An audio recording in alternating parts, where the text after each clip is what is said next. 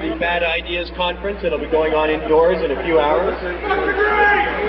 I just want to tell you, I've smoked marijuana for 22 years, and what I ask everyone is I smoke marijuana, and I want to know why should I be punished for that? This is a war against cactus. This is a war against Mother Nature, man. Unless we do this, unless we stand up, they're going to continue to pick on us minorities.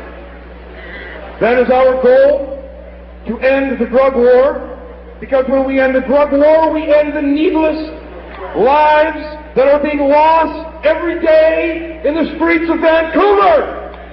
It is very warm-hearting for me to see that there is a nation that still cares, that has compassion. Every time the issue of medical marijuana goes before the voters, the American people are good-hearted and respond with compassion and knowledge and approve our initiatives.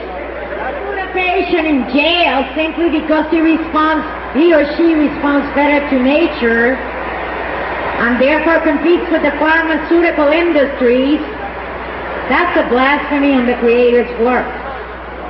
Crash testified and when he testified, he was shaking so bad he couldn't speak, and then a few of his friends took him outside when they recessed the court for a toke, and when he came back, he was able to speak clearly, and his symptoms had been relieved. You don't cough. You don't get off. We know that we really are winning. You can't tell it in Today in DEA land. Today the Washington Post has an op-ed by John Walters. It basically declares war not only on the sick and dying, but on truth and freedom itself. But we are winning. And that's why they have come here. This is a major launching point for the prohibitionist counterattack on Canada. So we must go forth from here, knowing that's why they come here, to lie to one another and exclude anyone who might disagree with them. Why they have to do that is because this is not about truth. This is about a war on truth. This is about a war on freedom. This is about a war on the sick and dying. This is about a war on the sovereignty of Canada. This is about a war to bring the entire world under the domination of the Drug Enforcement Administration, their middle name.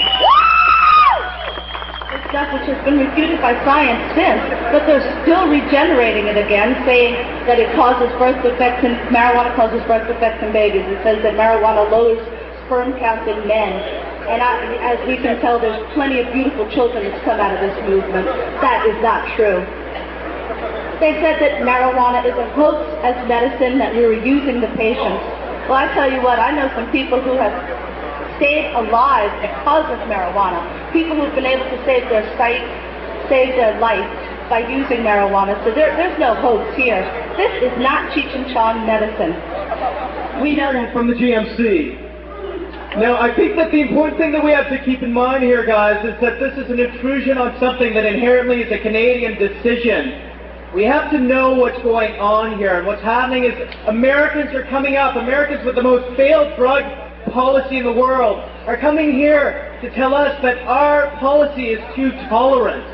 This is actually on the website, that they're afraid of Canadian tolerance. But the good work. There's a lot that you can do. Pick up a pen. Write a letter to your local newspaper. Let the word be known that we won't suffer their lives anymore. Thank you very much. There's no cannabis tank in jail like the drunk tank they have. Think about that for a second. They have a drunk tank. They have a cell in jail just for that drug, just for the drunk. In Colorado, the judges own the halfway houses. Okay. It's a total business. Okay. Half the population of Colorado has been felonized.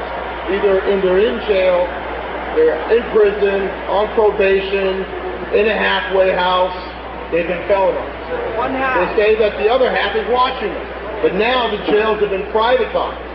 They're owned by corporations, the same corporations that the judges own and the straight has deals with. The judges in Colorado can actually send you to straight.